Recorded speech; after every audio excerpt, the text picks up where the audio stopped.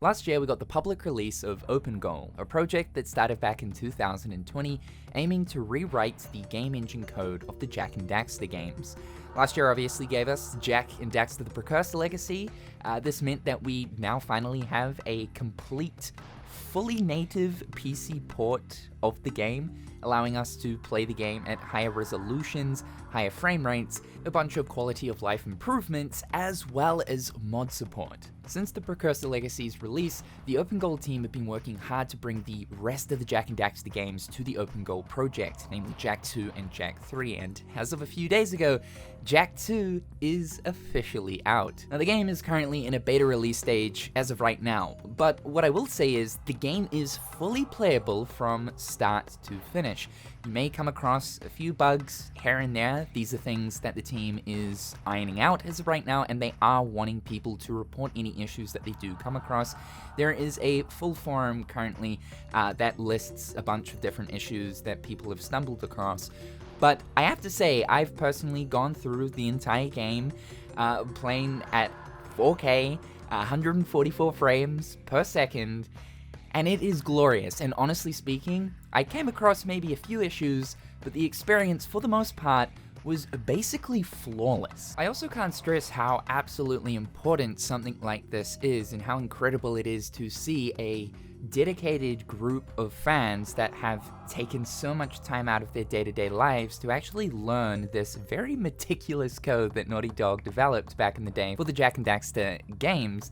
It's not the typical code that was used to develop a lot of games back then. Naughty Dog actually had to come up with their very own code in order to make what we see in the Jak and Daxter games a reality. And the reason why it is so important is because when we look at the version of the Jak games that we currently have on the PlayStation Store, those are just simple PS2 versions being emulated for the PlayStation 4 or for the PlayStation 5. This is 100% the definitive way to currently play the Precursor Legacy and Jak II, and eventually Jak III, when that gets a release. So let's quickly talk about some of the new options in the options menu for the PC port, as of course for any PC game you're generally able to change a bunch of the different graphics and display options. So just like the Precursor Legacy, the team has input some brand new options into the options menu. The way it's all laid out honestly does feel like it's an actual official PC port from PlayStation themselves. Within the graphics options, we have different settings for your display mode, whether you want windowed full screen or borderless. We can also change the aspect ratio 4:3, traditional PS2, 16:9, traditional PS2, or automatic to automatically detect the ratio of your current monitor.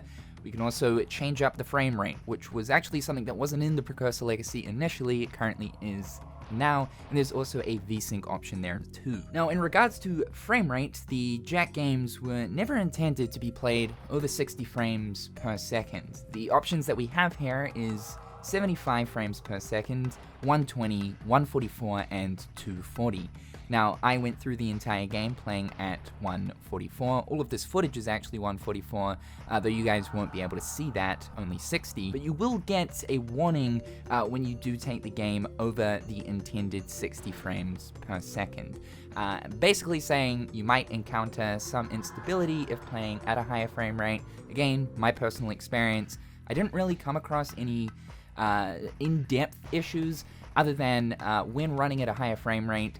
Some of the physics can sometimes feel a little bit strange, like the lunge of Jak's punch doesn't feel like it goes as far compared to playing on 30 or 60 frames. Of course, again, the game was never intended to be played at high frame rates, and so the animations and stuff can sometimes be a little strange, I guess is the right word to use.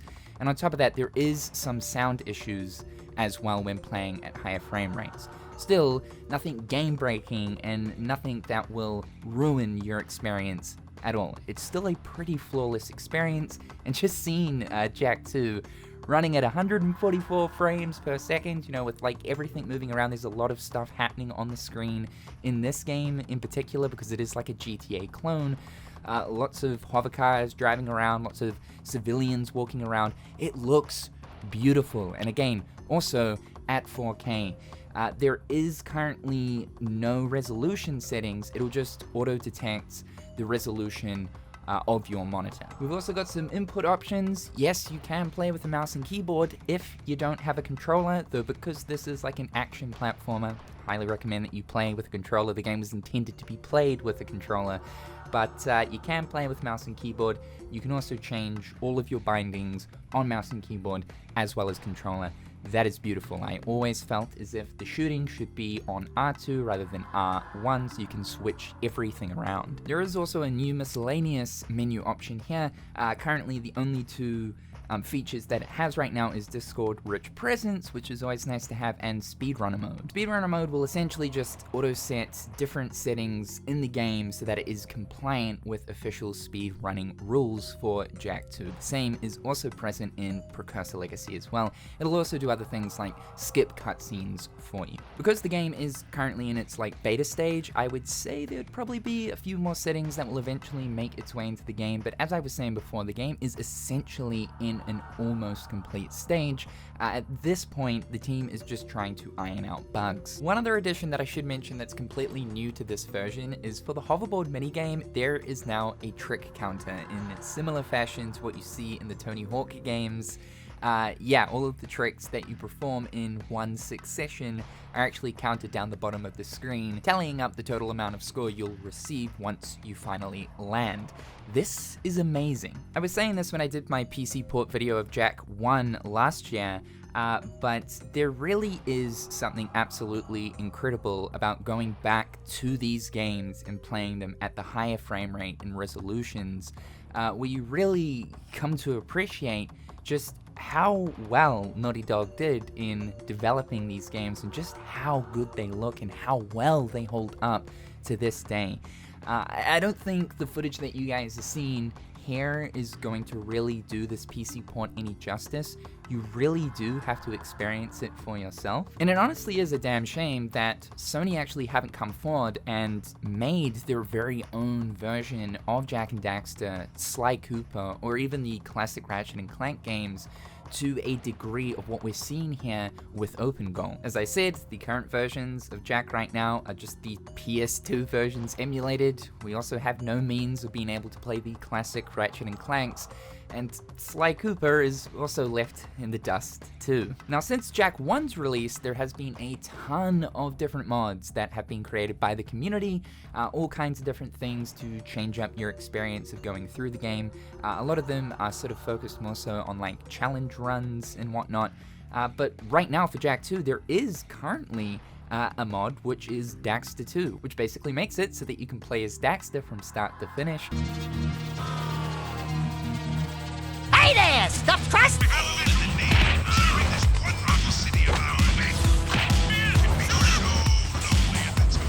What the fuck, is that a fucking cat?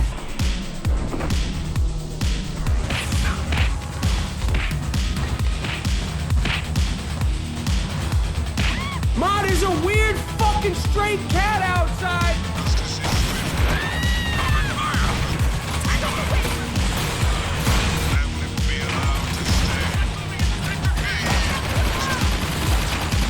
I don't even know if that's a fucking cat!